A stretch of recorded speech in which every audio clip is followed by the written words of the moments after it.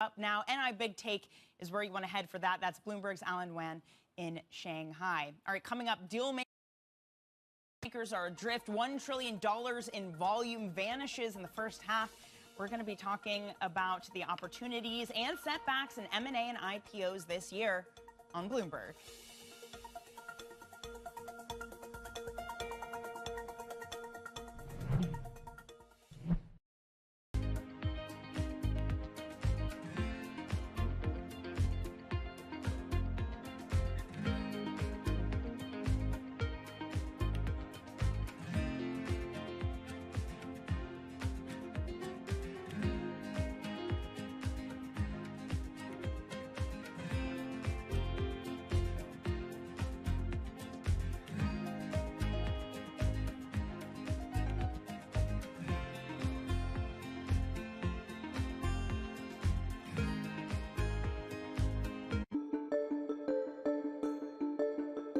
Would you say race relations in the United States are much better than when you were growing up in Mississippi, or do you think we've made less progress than you think we should have made? Both. I think that much better than when I was growing up. There's so many people who occupy areas I never thought I would see them in. But I would have hoped it would be better. It's been a lot of progress. And somehow we're in an era now where, in spite of the progress, race relations in certain areas has become very scary. You know, some of the things that one reads about now remind me of growing up in Mississippi.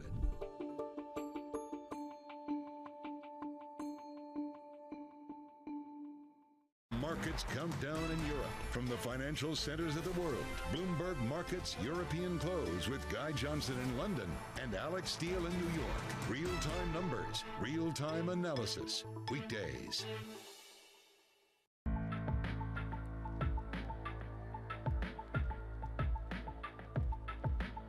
This is Bloomberg.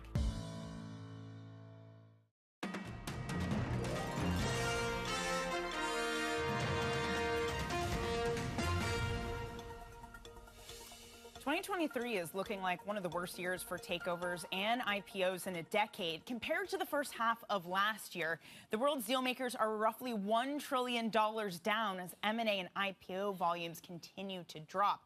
Now, one firm that has somewhat bucked the trend with some big deals is Brookfield Asset Management. I spoke to the president of private equity, who gave us his outlook. Absolutely, and thank you for having me. I'd say, as an industry as a whole, we're back to roll up your sleeves private equity. You can't really count on purely available or cheap financing or revenue growth to deliver your returns. You have to generate those returns and create that growth yourself through operational improvements. Brookfield's Anuj Ranjan there with me earlier this week. Joining us now on this story is Bloomberg senior deals reporter Manuel Bagori. Manuel, I mean, some deals have been happening. Just this morning, we had news that Circor has agreed an amended buyout offer from KKR. What's the latest there? Yeah, Danny, that's been an exciting piece of news. Definitely, there's been a bidding war, right, for this industrials business. So KKR seems to have won in the end, at least for now, and the board of Circor has recommended the offer, the amended offer from KKR. I mean, this is one of those rare deals that we are seeing in which you know there actually is a bidding war and actually a fast track in which an asset gets bought in a rather fast way. I mean, most likely these days we are seeing deals being delayed and put on hold. So many auctions of assets for sale, have been faced by a lot of challenges, and this is one of those bright spots, definitely. No, that is such a good point. I've talked to a lot of private equity folks who say not only are there not bidding wars anymore, but companies, when they go up for sale or when they're sold, it's done very much so in the background. It's not a public process anymore, and it's slower, as you say. So in this more slow world where there are less deals being done, what's the breakdown? Who is suffering and where has been more active? I mean, in terms of sectors, Danny, I mean, industrials is definitely one of the most resilient sectors that we've seen. We've across the globe, we've seen a number of very interesting industrials deals. For instance, here in Asia Pacific, we saw the buyout of Toshiba, the industrials conglomerate in Japan. So that was a big deal. But the idea of a flurry of deals across sectors has definitely vanished in these first 6 months of the year. The outlook remains fairly bleak across sectors. We've seen a number of interesting deals also in healthcare, for instance. We've seen some big and prominent deals in that space as drug makers, seek to buy some biotech companies to bolster their pipeline. So that has been quite resilient as well. But I think across the board, deal-making activity has been fairly weak, definitely. Right, right. Well, Manuel, we're hoping you can join us weekly for our Friday's deal reports. Let's hope there are some deals for us to discuss as the summer rolls on. Yeah. Bloomberg's Manuel Bagori there with the latest on deals news. All right, let's talk about emerging markets and Pakistan specifically. The nation has won initial approval from the IMF for a $3 billion loan program. The deal is subject to executive level approval with consideration expected by mid-July. The bailout lowers the risk of a sovereign default. Pakistan has had nearly 24 bailouts since the 1950s. Now, in the UK, the Court of Appeal has ruled the government's controversial plan to deport asylum seekers to Rwanda is unlawful. It's a blow for Prime Minister Rishi Sunak, who has pledged to stop illegal migration as a key pledge ahead of an election likely to be held next year. Our Africa correspondent Jennifer Zabazaja joins us now.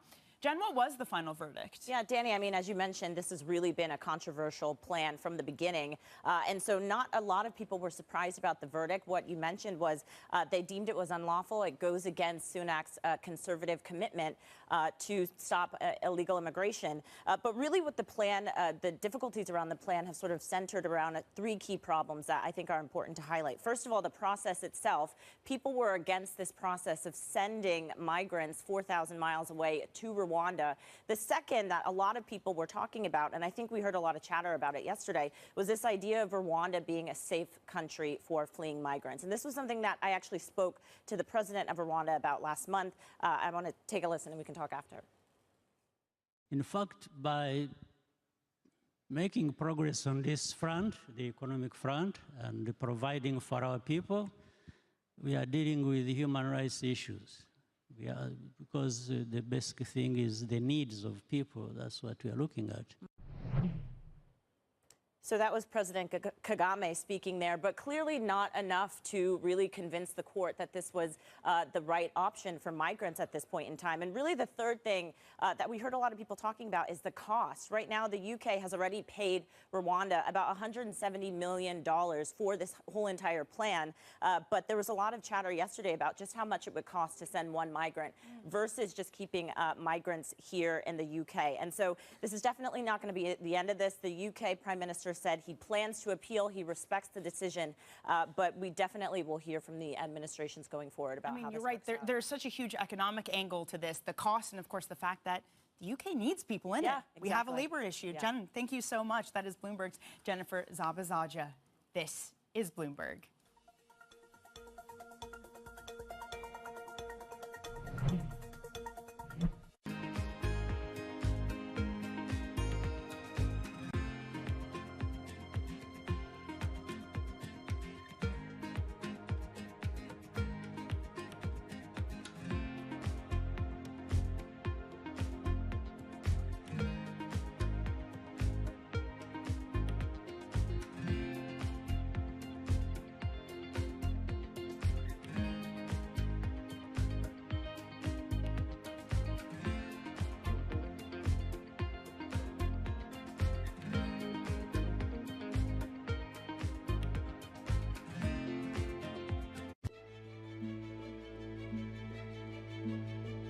I don't think we can replicate Tesla. Tesla is a unique because when they found it and then the personality behind it, Their product is beautiful, technologically very, very strong.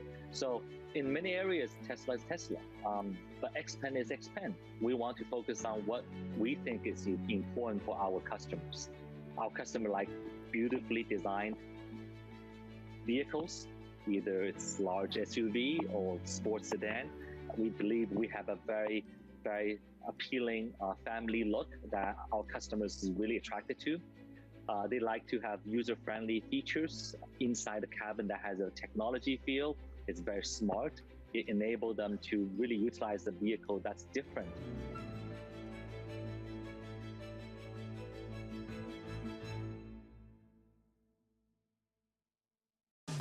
Information you want, analysis you trust. Everything you need to get set for the start of U.S. trading. Watch Bloomberg The Open with Jonathan Ferro. Weekdays on Bloomberg.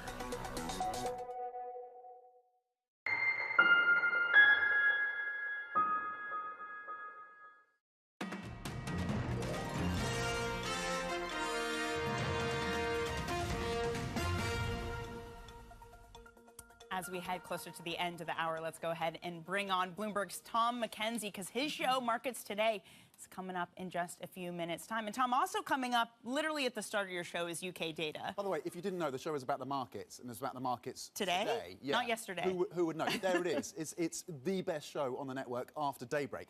So let's start with UK GDP. Yes. The forecast, it's going to come out 7 a.m. UK time. Do we want stronger GDP in an environment where, of course, the BOE is looking at a number of additional rate hikes? The expectation is it's going to come in at an increase of 0.2%. That number is going to drop at 7 o'clock, of course, at a time when we are wrestling with the challenges of this UK economy. By the way, that links to the mortgage market. Nationwide house prices coming out at the same time as well. So the linkage is there between growth, the BOE's response, and of course the mortgage market. Okay, here's my question for you. Are you going to be able to get Mark Cudmore to talk about anything besides dollar yen That today? is going to be the challenge of the day. He's obsessed with the yen. We're going to get a breakdown from MLive's Ben Ram as well. So the two pros on the yen as it falls to this 8-month low and it crosses by down to, through 145. It's back, of course, above that level now. We're looking, of course, as you know, Danny, for any intervention as well from the Ministry of Finance. That's what happened for the first time since 1998. We'll see as well. It's all about that policy divergence, as you know, between the BOJ and the Fed that just seems to be getting more extreme by the day. My producer, Anna, also tells me you're going to be having an AI conversation. I hope that's not being led by your AI avatar. I hope it's actually you doing that. It should be me. I'm trying to crowbar anything AI into our shows and into our coverage. We're going to be getting on Stephanie Niven. She's a portfolio manager at 91, really smart. And her call around AI is to look to invest around AI that helps us move towards a more sustainable future. So the interlinkages between artificial intelligence and a cleaner, greener economy, and that's where she's looking to invest. Yeah, so it's not all doom and gloom for AI taking over. Maybe it's a good thing for this environment. I love that. Tom, really looking forward to that. That is Bloomberg's Tom McKenzie. Again, Markets Today coming up in just a few minutes' time with that UK data coming out. In the meantime, you continue to see a yield curve in the U.S., which flattens even more. We are beyond negative 100 basis points. The front end still selling off. We are having some buying of duration, but overall, it's that hot U.S. data continuing to impact these markets. We'll see how European markets open up in about an hour's time. This is Bloomberg.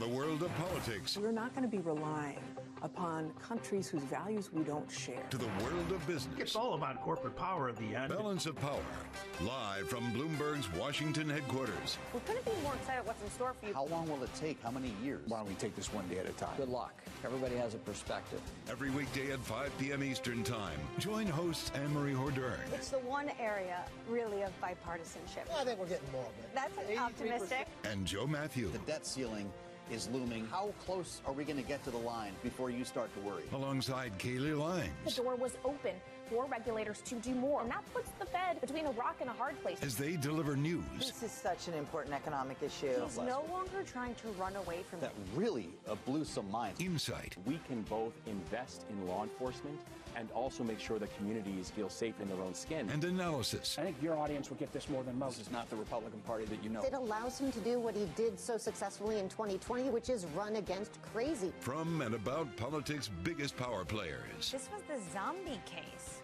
and it's now more than well alive. That's for sure.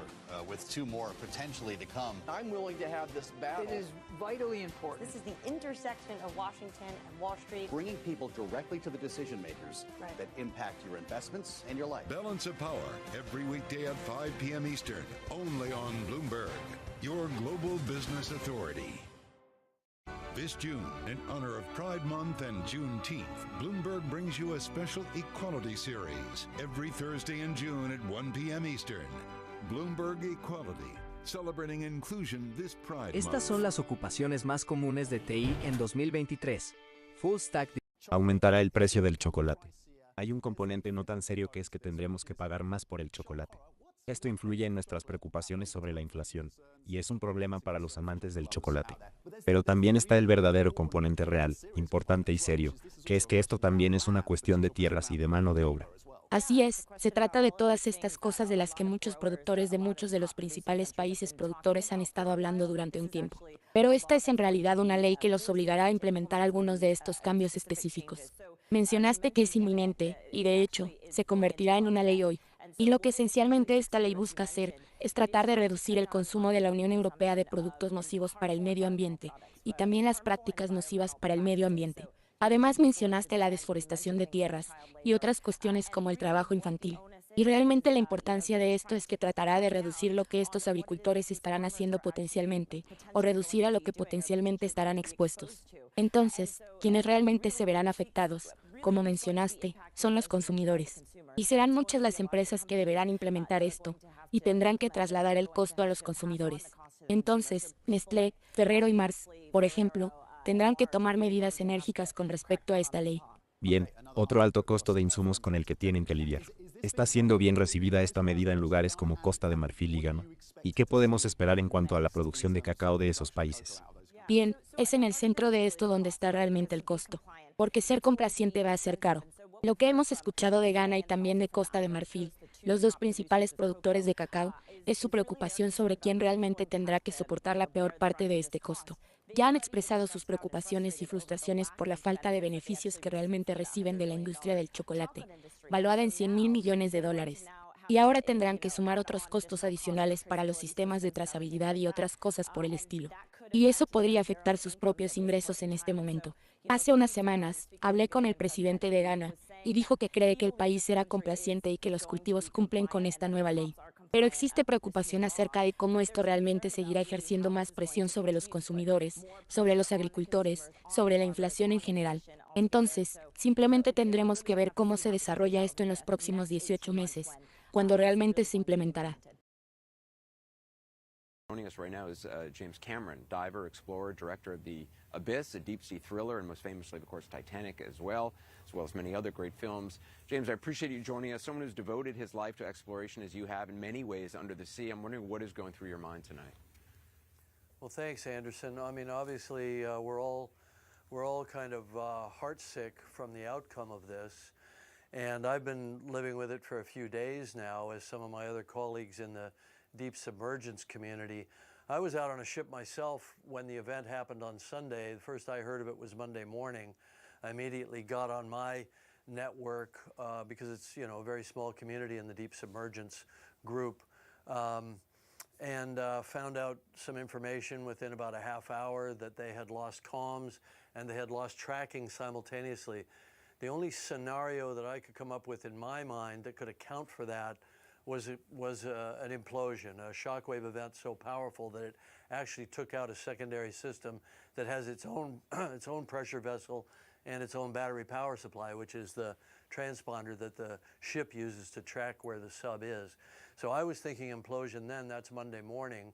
I got on the horn again with some other people, tracked down some intel that was probably of a military origin, although it could have been research, because there are hydrophones all over the Atlantic, and got confirmation that there was some kind of loud noise consistent with an implosion event.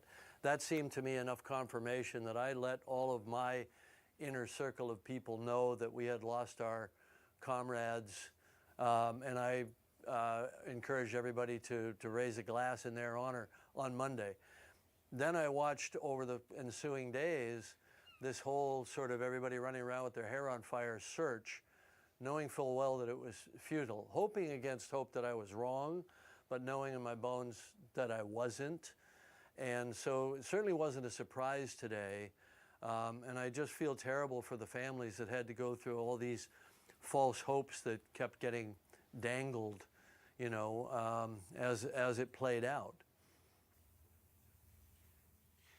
I just want to you said it was on Monday that you learned of these listening devices under the water had picked up the sound of an implosion, or what was believed to be an implosion. Yeah, that's as it came to me. Now that's hearsay, multiple. You know, they were credible sources, right. So, you know, I took that as a factor that I multiplied in with the other factors, and I couldn't think of any other scenario in which a sub would be lost where it lost comms and navigation at the same time and stayed out of touch and did not surface.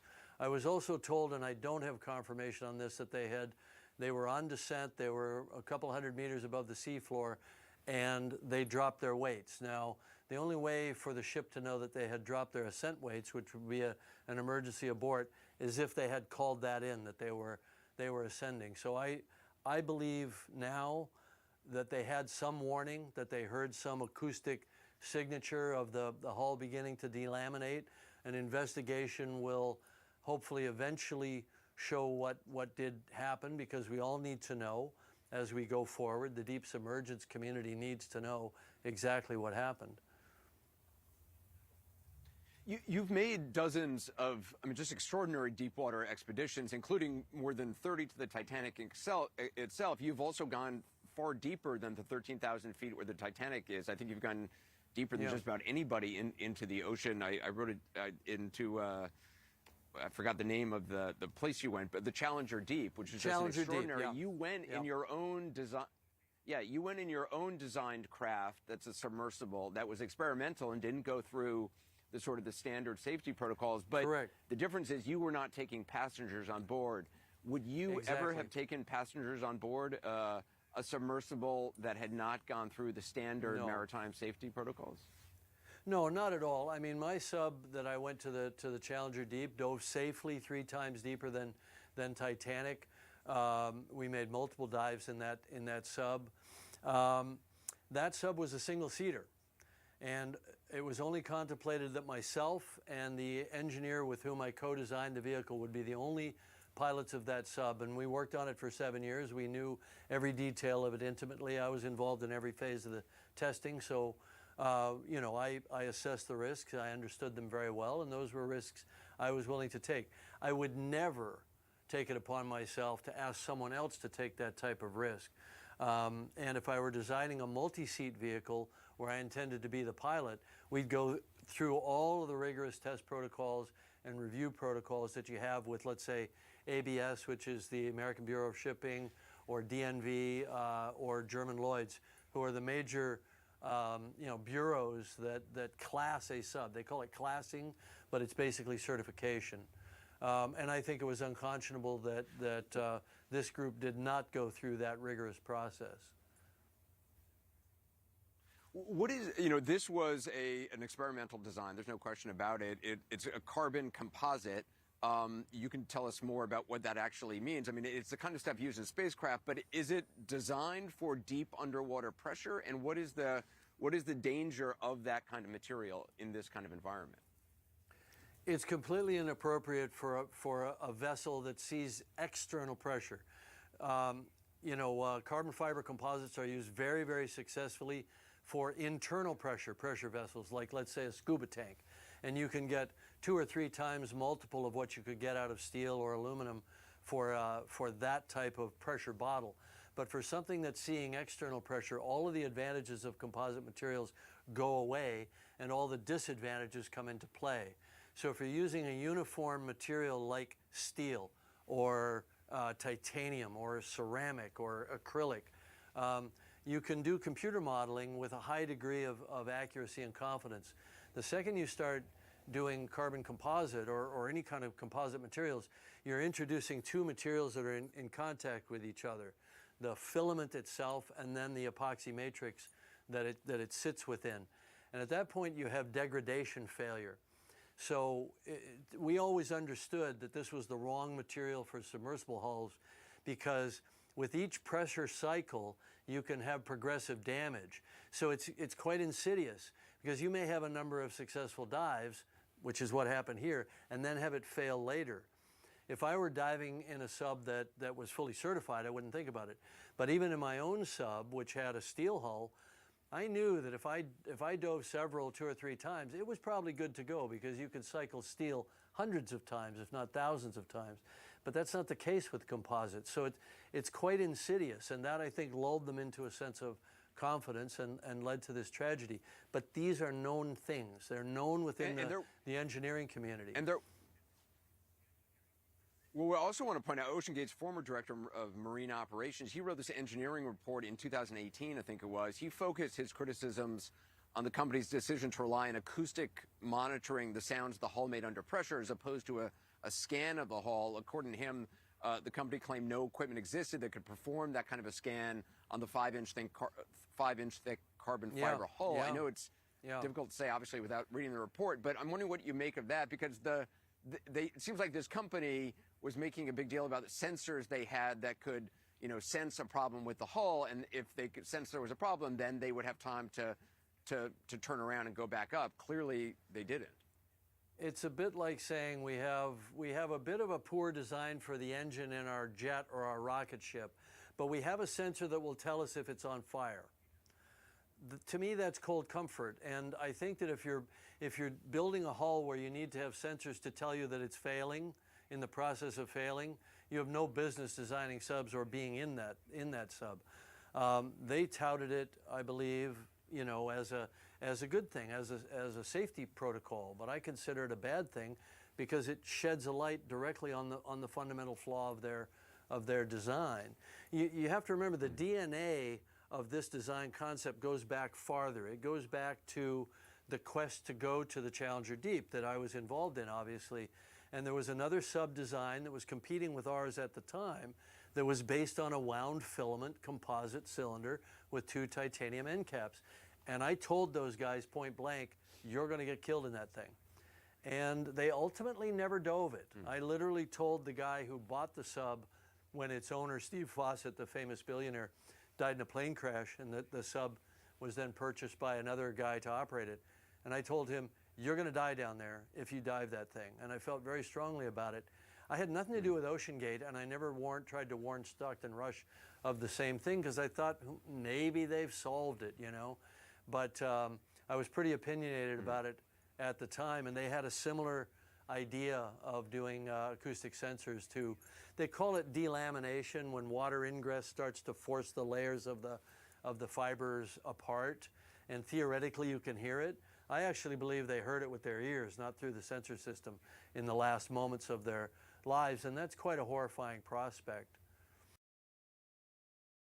Any moment, we could start to see, right, the mothership of the Titan vessel, the Polar Prince, and other rescue ships returning. Yeah, Aaron. In fact, we have been monitoring boat traffic in the last several minutes, and we see that there are two ships that are returning right here to where we are, harborside in St. John's. One of them is a Canadian Coast Guard ship, and the other is a private vessel. Both of them had been participating in the search and rescue mission, and they're returning to shore. Also coming back here to where we are is the Polar Prince. Now, the Polar Prince had been operating as a mothership to the Titan, and the Polar Prince is carrying what is left of Ocean Gate's crew. Now, you can just imagine what that crew has been through over the last several days. First, losing contact with their vessel on Sunday, then trying to look for it, trying to attempt some sort of rescue, only to learn of that catastrophic implosion. Now, even though the Polar Prince is returning here to port, it doesn't mean that the recovery mission is over. In fact, the remote operating vehicle that first found the debris of the vessel is back out on a second mission. That's the Odysseus, and it is back out at the bottom of the ocean as we speak. And it's mapping the area where the debris might be found. That is going to be critical information, especially now that we know that the Canadian Transportation Board is conducting an investigation. They're going to need that information in order to figure out what happened here and whether it could have been prevented. Aaron? All right, Gloria, thank you very much. And out front now, as promised, Jay Bloom and his son, Sean. Jay gave up their seats on the Titan for this trip. Another father and son did take those seats. They went on the Titan and, as we know, sadly and tragically lost their lives.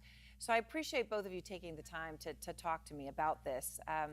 Jay, I know initially you and Sean were both very intrigued by taking a trip on the Titan, right? You're in that small group of people, right, that just have that intrepid curiosity. You were curious about it. When you first learned that the Titan was missing, and then on those days they were hoping for rescue, you're imagining like everybody else, but for you it's different, that it could have been you down there, right, gasping for air. Then you find out it imploded. And you keep seeing images of the father and son who did take your seats. What went through your mind? Well, it's a very surreal experience in the beginning. You know you're supposed to be on that. We had the opportunity to be on that sub, and you see all this. It's everywhere we looked. And the most haunting thing about it is when you look at the news and open my laptop, on social media, on television, it was everywhere, and they'd show pictures of the people who lost their lives, and all I could see when I saw that father and son was myself and my son. That could have been us in that picture. And Sean, I mean, obviously, the other young man there, he was 19, you're 20, right? I mean, it is eerie, the parallels. What did you first think when you learned what happened? When the news initially broke, before the news initially broke, when we were considering actually going on the submarine ourselves, one of the safety concerns I had before getting on was literally about the structural integrity of the submarine.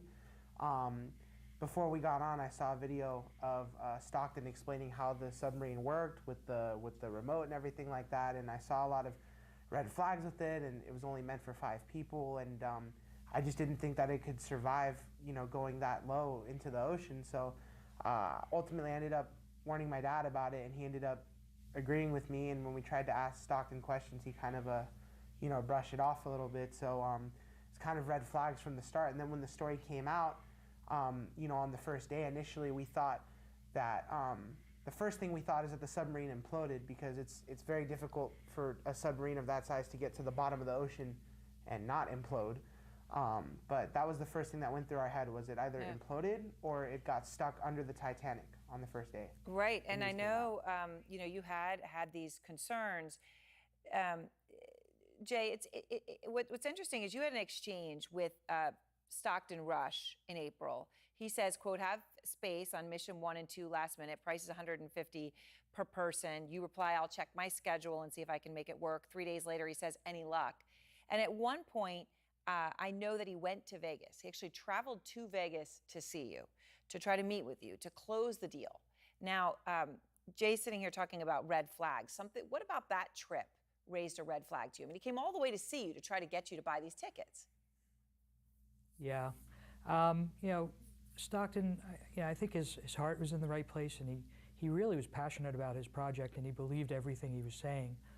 But one of the things that concerned me was he told me he was flying in to see me, and he was landing at North Las Vegas Airport, which is an odd selection. Most people that come in privately come into either McCarran, which is now Harry Reid International, or they come into Henderson Executive. And I asked him why, and he said he was coming in on a two-seater experimental plane that he built. And I started to think about, he's coming in on a two-seater experimental plane to pitch me out to go on a five-seater experimental sub that he built down to the ocean floor to see the Titanic. And it was just, he has a different risk appetite than I do. I'm a pilot. I have my helicopter pilot's license. I wouldn't get into an experimental aircraft. I mean, Sean, when you think about what happened here and how close you were to being on this, right? I mean, and I know that you all thought about it. Did you ever convey to Stockton Rush safety concerns? I mean, I know at one point, Jay, you talked about a friend of Sean's who was worried about things like a squid hitting it, and he dismissed those concerns. But did you talk to him about some of your serious structural issues and worries that you had? Yeah, he came out to Las Vegas in March to see me. We met a couple of times in person, but the March one, the March trip, he came out. He actually took me through the Titanic exhibition at the Luxor, and then we had lunch after. And we talked about the expedition that he wanted to go on, and he walked me through it. And then we talked about the safety concerns. And I think he had so much passion for the project that he was blinded by it. He wasn't objective, and he didn't look at things that I saw and that others saw that were problematic because it just didn't fit his narrative. Sean, it's unfortunate, I mean, it's tragic. And Sean, I began by saying you and your dad are the kinds of people who would consider something like this. You're already in a small group, right, of people who find this to be something that could, instill curiosity as opposed to, right? So where are you now? Has this changed how you see it? Would you ever consider doing a trip like this again now that you've seen this happen?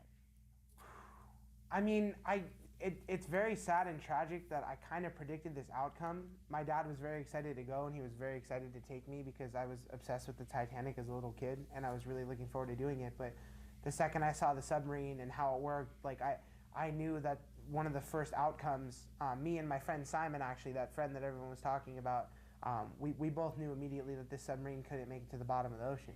And it's sad that our prediction came true. But as far as us doing something like this ever again, I mean, the ocean is scarier than space. We know more about space than we do about the ocean. And it's definitely not something we're ever going to be trying to do again. You know what I mean? Like, it just was not for us, Well, I'm Definitely glad you're both together and you're safe, and I know you have an appreciation for that now that you didn't have. You just couldn't tangibly have even days ago. So thank you both very much. For us in Boston. So Jason, what does it mean that the Coast Guard is going to lead now? Right, and just to point out, Allison, as you know, not just the U.S. Coast Guard, but in addition to that, we've also gotten word today that the National Transportation Safety Board is also going to be a part of this investigation. And in addition to that, you've got the Canadian Transportation Board involved as well. What's going to be key to the investigation, though, forensic evidence, right? You've got to get as much as you can, gather as many pieces as you can of the Titan as possible. That's why it's so important for those remotely operated vehicles to continue work on the ocean floor. So while you've heard word about vessels pulling out of the area, and indeed that is happening in the North Atlantic, those ROVs, those remotely operated vehicles, are staying there. They're continuing to scour the debris area, trying to get as much evidence as possible, because what forensic experts are going to have to do is they're going to have to get pieces of that hull, and they're going to have to try to do some testing on that to try to come to some conclusion about the integrity of the hull. This, as we've heard from so many people over the last 24 to 48 hours, who say that they raised issues with OceanGate about its safety protocols and about the integrity of the Titan. But Jason, what about this marine certification company that rejected a request to certify the Titan? Right. Lloyd's Registrar, and that is the company that typically does this type of marine vessel registration.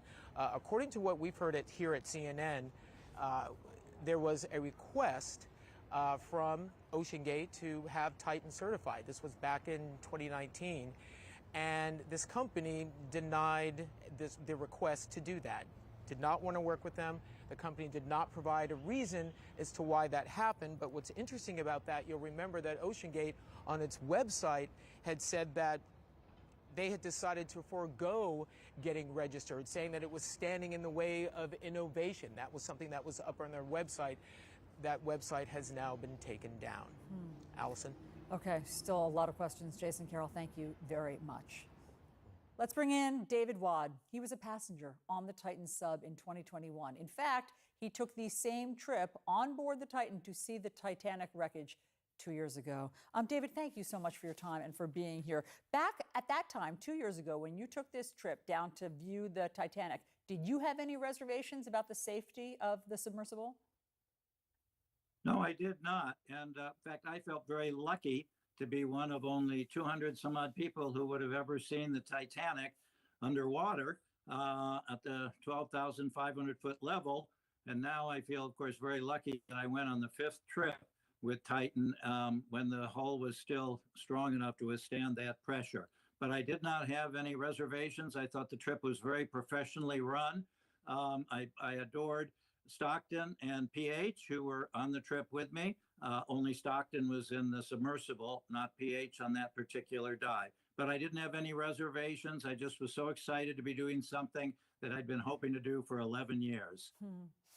And what did Stockton tell you at that time about safety? What did you ask him? Did you know, for instance, that he had employed a sort of unorthodox construction of the submersible that other people in the industry didn't know if it would work? Basically, it wasn't industry standard. Did you know that at the time?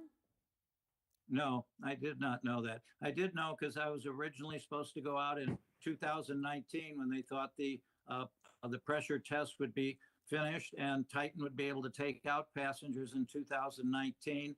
And there were some sort of problems with weather in the Bahamas where they were testing it and other things. And so they scratched all those trips that were scheduled for 2019. I think then the Titan was tested and found maybe it had to be reinforced some more, which I think was done during 2020. I don't know all the details in that.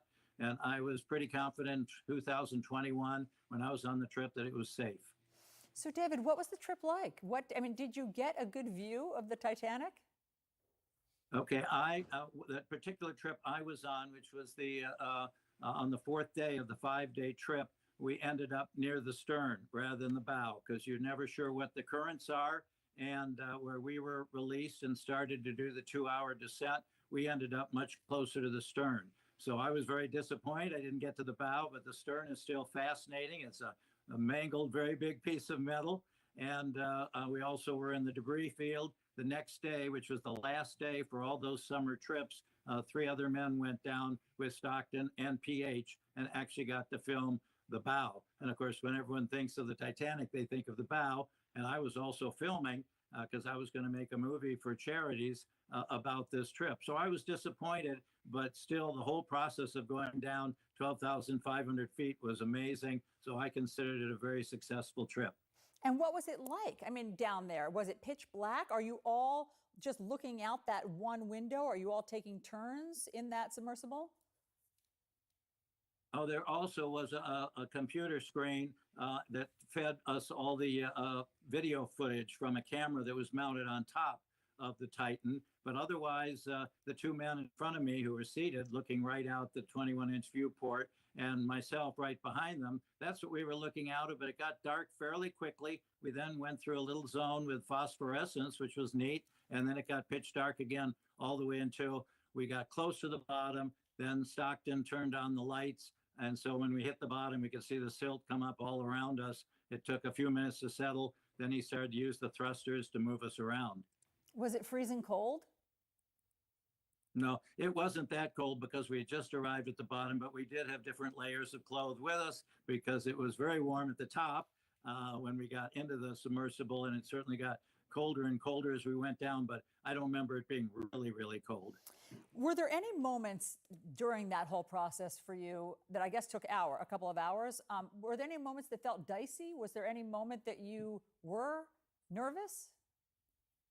No, I was not nervous at all. I thought I was in wonderful hands, a very professional team. Every day we had meetings at 7 in the morning, 7 at night, and they would talk about what we were going to do. The first 3 days, because of weather, all the dives were scrubbed, but they were so professional in their presentations.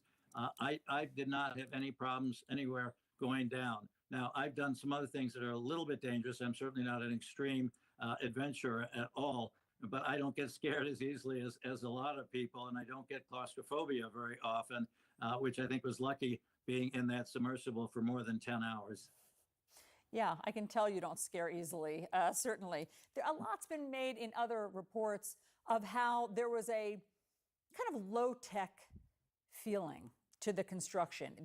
It felt a little jerry-rigged in there. You know, it was kind of a video game controller, products from off the shelf used to construct it. Did you see some of that? Any moment. Joining us right now is Aumentará el precio del chocolate. Hay un componente no tan serio que es que tendremos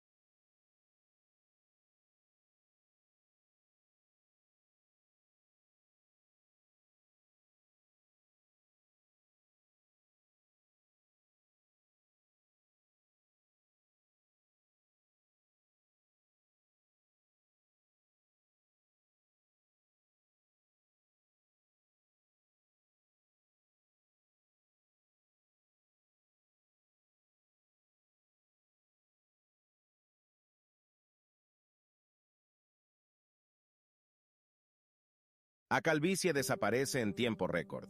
Si tienes más de 35 años y estás luchando contra la pérdida de cabello, necesitas escuchar esto.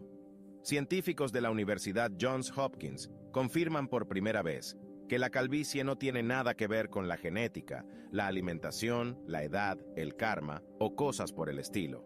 De hecho, un estudio reciente mostró que el 97.8% de las personas que desarrollan calvicie comienzan a mostrar algo similar dentro de nuestro cuerpo.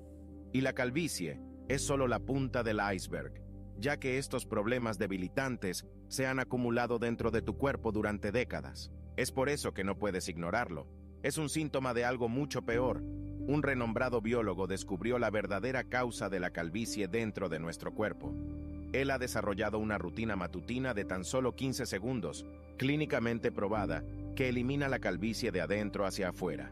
Los resultados están sacudiendo la industria de la belleza. Todas las personas que han probado esta nueva rutina han logrado ver los primeros resultados en tiempo récord. Este descubrimiento es la respuesta para resolver literalmente todos los problemas relacionados con la pérdida de cabello y, por ende, con los problemas de autoestima. Más de 41.700 personas ya están utilizando esto y han logrado eliminar la pérdida de cabello con éxito, al mismo tiempo que aumentaron su energía y confianza para mostrar su nuevo aspecto, sin mencionar la forma en que ahora son percibidos por la sociedad. Recuerda, esto no tiene nada que ver con champús, medicamentos recetados o trasplantes de cabello. Así que, mientras aún puedas, haz clic en el enlace de abajo para ver un breve video especial y gratuito que muestra exactamente cómo miles de personas están aprovechando esta nueva rutina matutina de 15 segundos para eliminar de una vez por todas la calvicie, sorprendiendo a sus amigos y familiares con su nuevo cabello.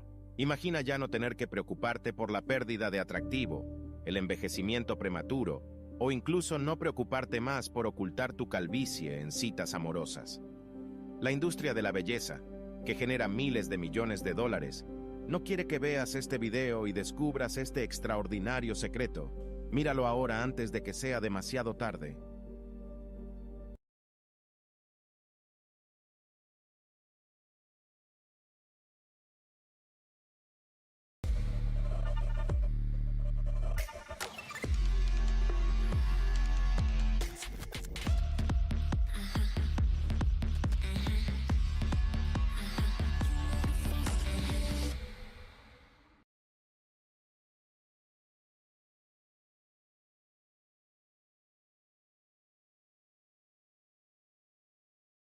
Nothing should be forced.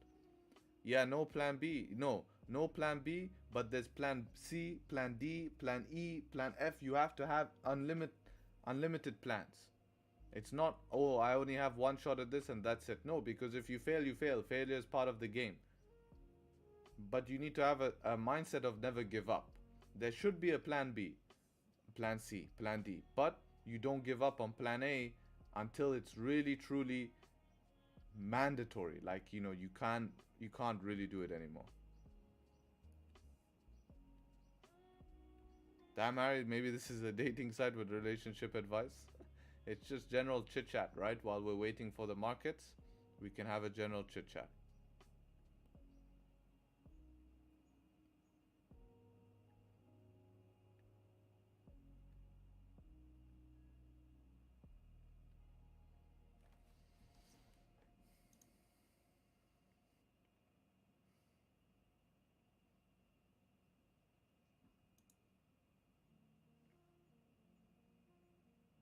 Are you looking for sells under 2? Yeah, basically I am. Yep, that's correct, brother. I think sells will make sense below there, but we need a candle to close below there. We have this 30-minute, the hour, all closing in 10 minutes. These will all be interesting candles to see how they close, and we'll be able to make a decision based on that. Had to make it the 100th like. Nice one. Appreciate you. 100th like it is. Done by S-Dub. Yes, sir. Will you take a trade today? If the markets give me a trade, I will take a trade today, yes. Why not?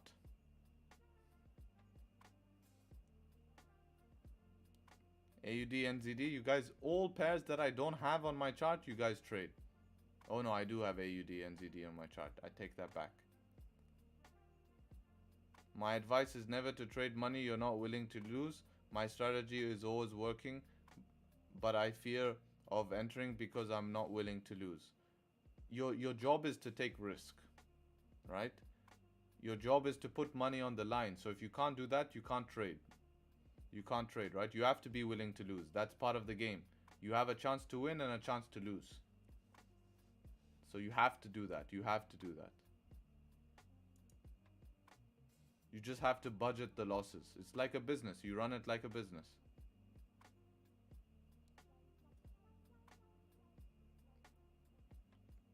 What were you looking for? Sell on the 15. Can I check? I'm not sure what sell you're looking at.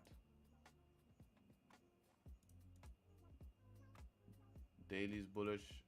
4 hour is respected the low and about to break the high.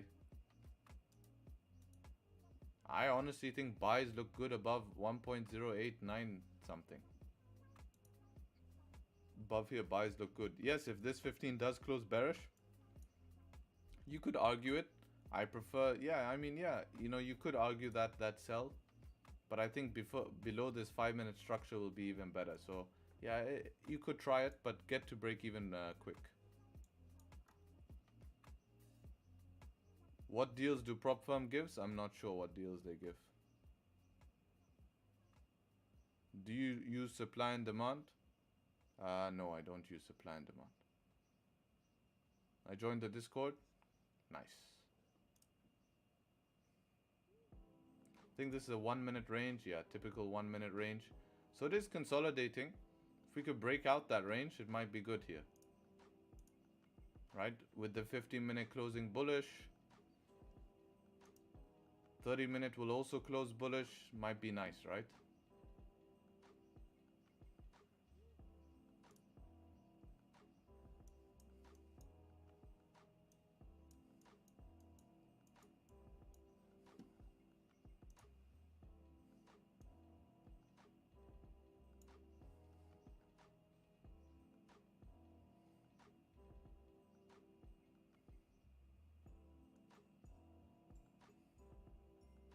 What's your indicator? It tells you the session bias. Buys or sells based on the session bias.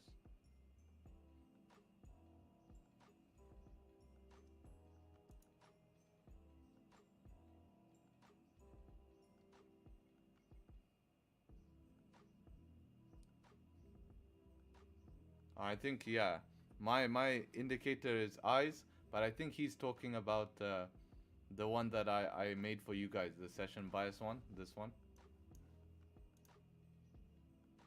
This one here at the top, session bias. I think maybe he's talking about that.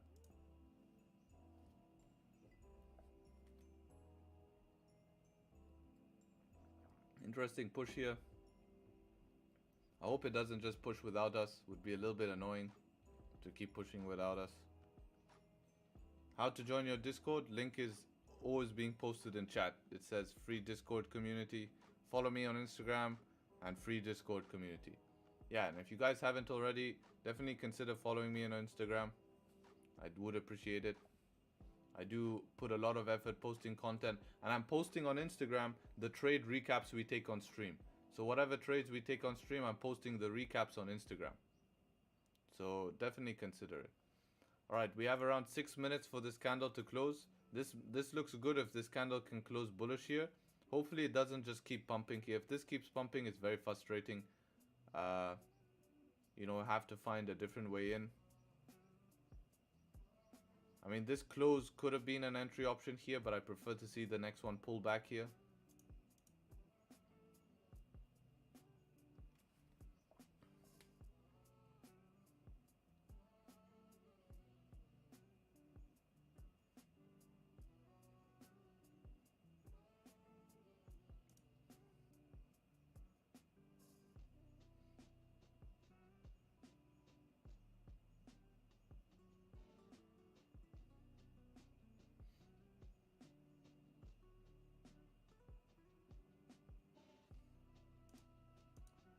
This is a pullback. We'll see if this can pull back to the top of the range and we start to see it leave.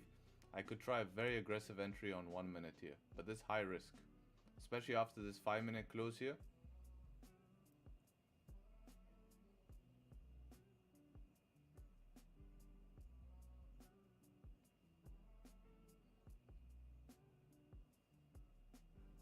What's the stop loss breaking this 5-minute high? 15, 19 pips. Yeah, if this 5-minute can make a deep bottom wick now and then flip and break the high, I'll probably give it a shot breaking the high. But I need to see a bottom wick because I need to see it respect. It's not enough with no bottom wick just to go. It needs to show me a nice comeback to here, and then I can probably try it breaking the high.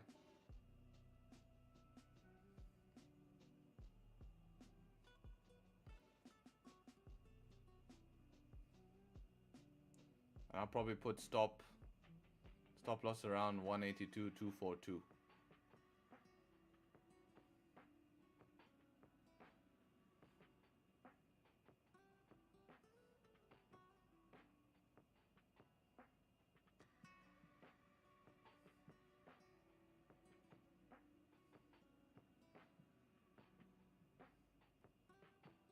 Yeah, possibly try breaking the high here.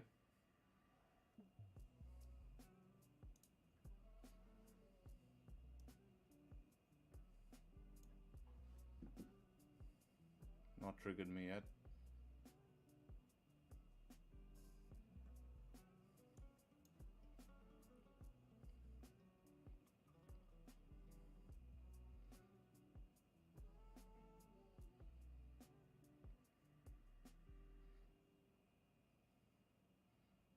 Not yet, I'm a pip above this. So basically this high, when this high breaks, I'll give it a shot.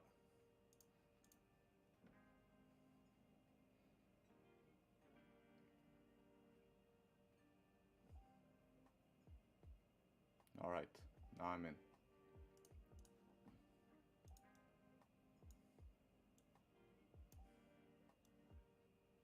Break even gonna be 500 for me. That's break even. Something like this. Let's see how it goes.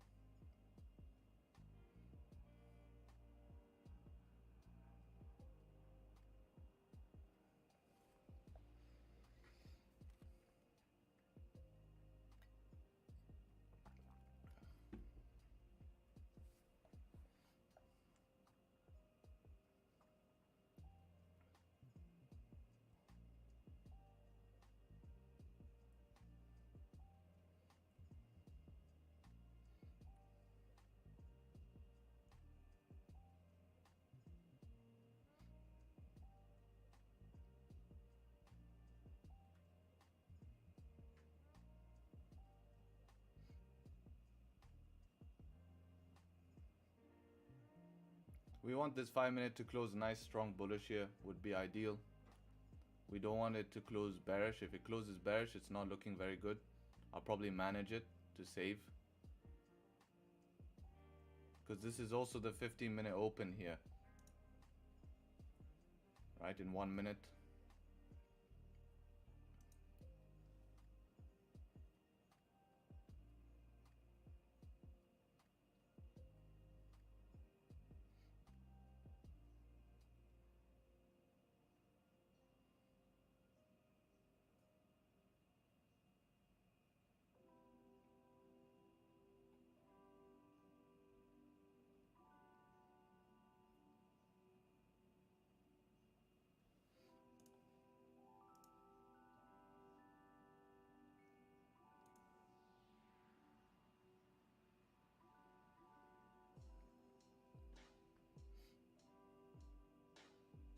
Just need to be careful of the potential 15-minute pullback.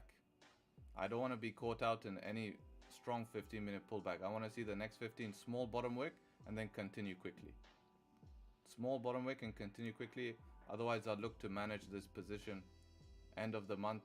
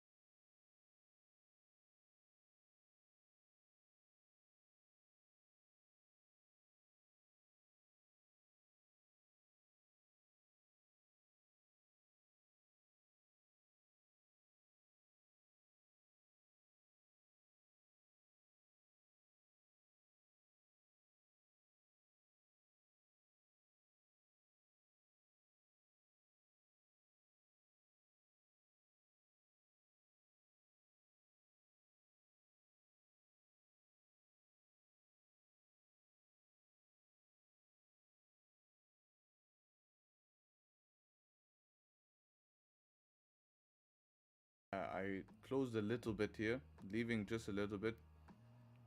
Reason why I closed a little is to allow it to bounce off my break even, but I still lose this trade, right? So I won't lose this trade holding my stop loss at this wick.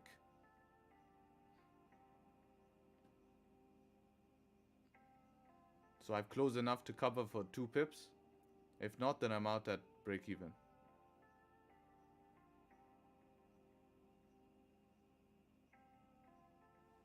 How much did we get? I think that was enough. Yeah, 12 pips.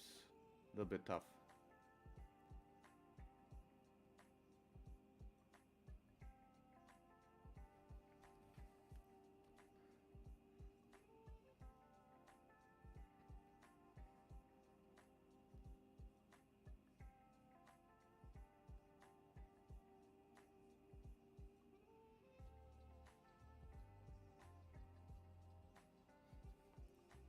Nice.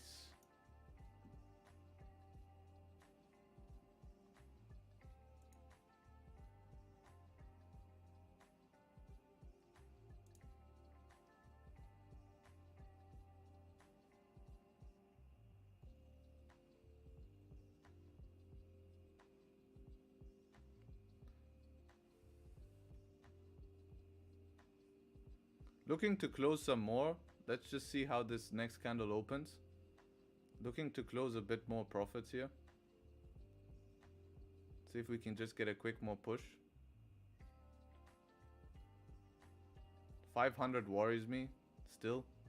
Nice, nice, nice. Beautiful. Nice.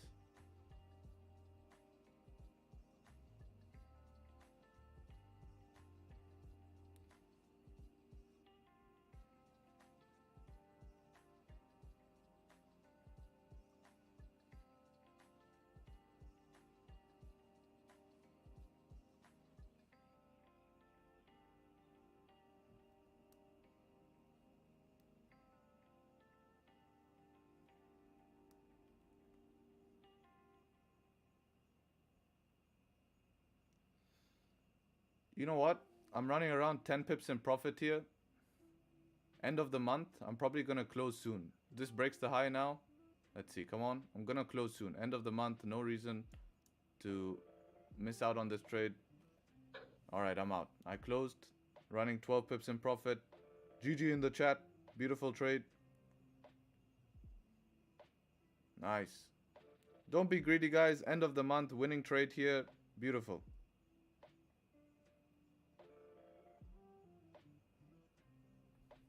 Let's get it, guys. Let's get it. Easy.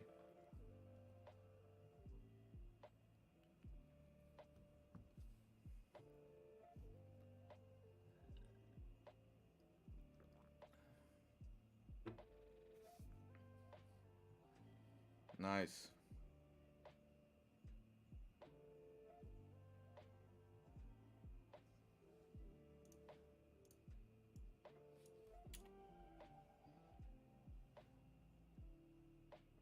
Close full around here. 10, 11 pips. Happy with that.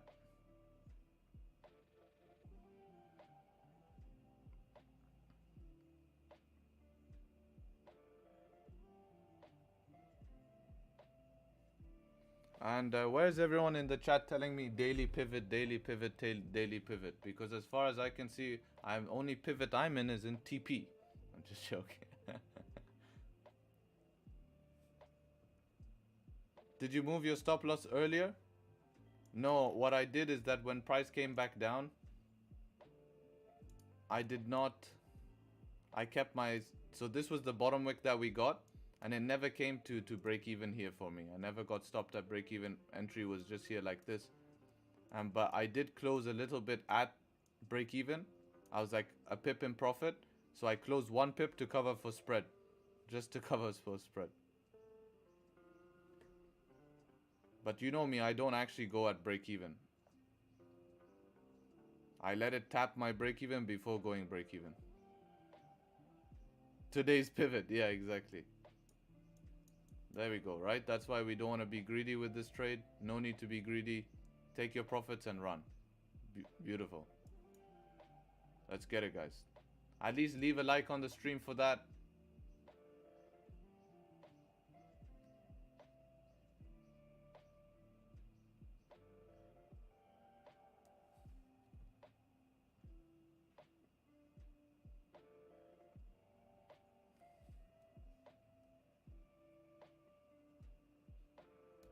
B took you out? How? If you guys, look, when you go BE, if it's coming close to entry, right? If you, oh my God, if I didn't close as you said, I would be BE now. Yeah, exactly, right? That's why you had to close at that point. No need to be greedy. When you guys go BE, wow, look at that. There's that daily pivot now. Oh, because you entered late? Oh, that's unfortunate. When you guys go BE, always account for spread. Like, allow it.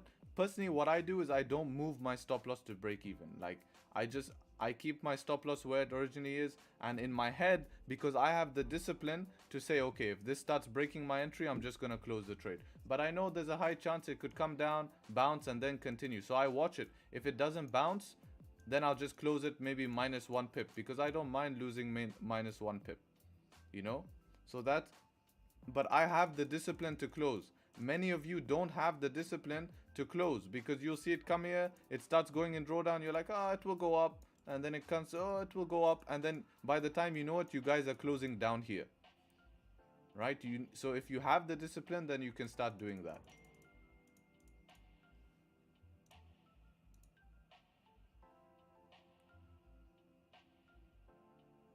Damn, still continuing up this thing. Look at that candle.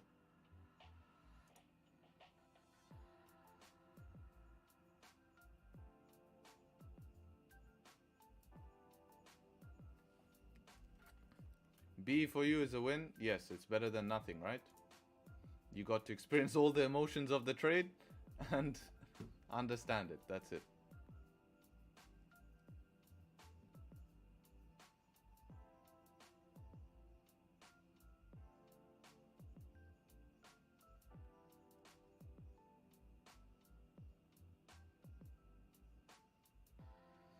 I closed on the first candle.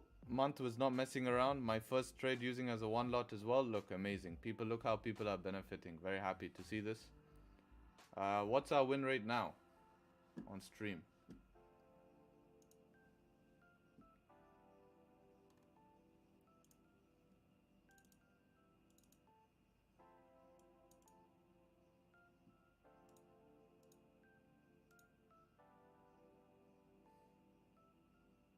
%100%.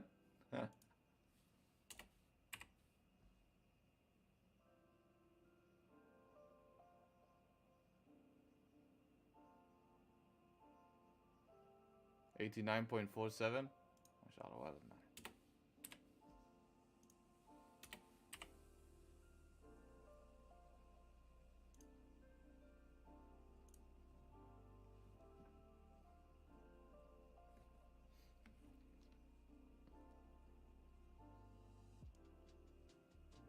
Make sure to follow me on Instagram because all of the breakdowns of these trades I will post on Instagram. I'll post why we took it and what was important about it, right?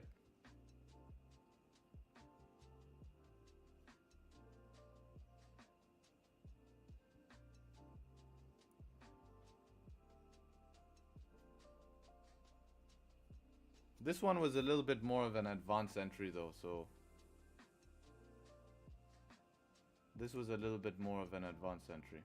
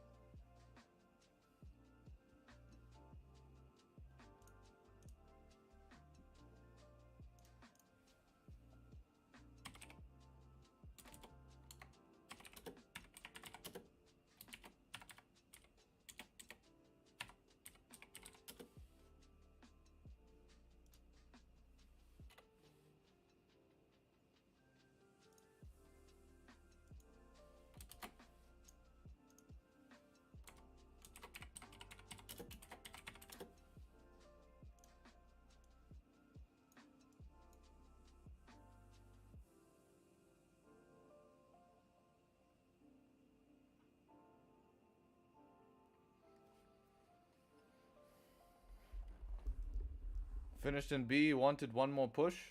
It's greedy, brother. It's greedy. I told you, end of the month, no need to be greedy. The fact that we can make more profits at the end of the month is huge. I'm afraid to follow traders because after you get like 100 of fake gurus request and invest in their plan. Yeah, exactly. Only thing you should invest in is value. If someone provides value, invest in it, not anything else, right?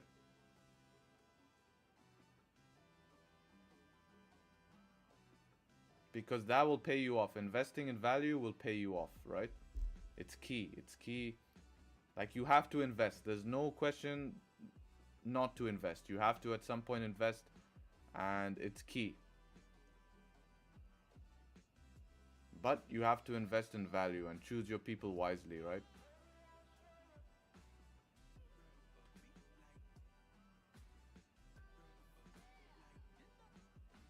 Love the number? Yes, sir.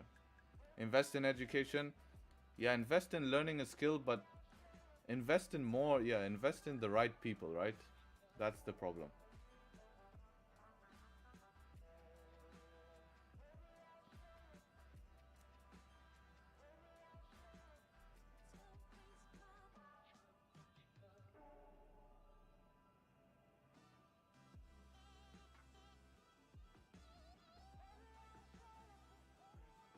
Got to go. Thank you. See you next week. Amazing. Appreciate you joining up.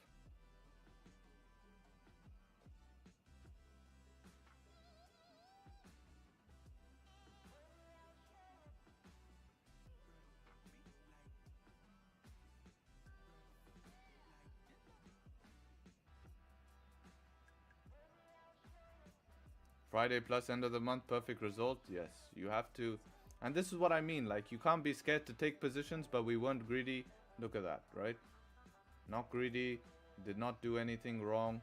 And beautiful. We get a beautiful position. Easy.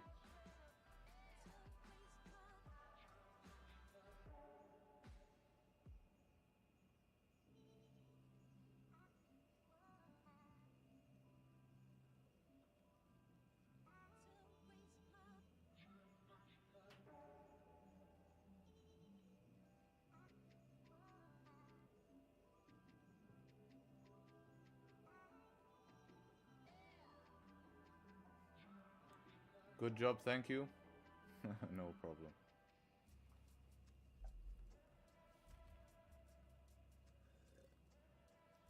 My account is back to positive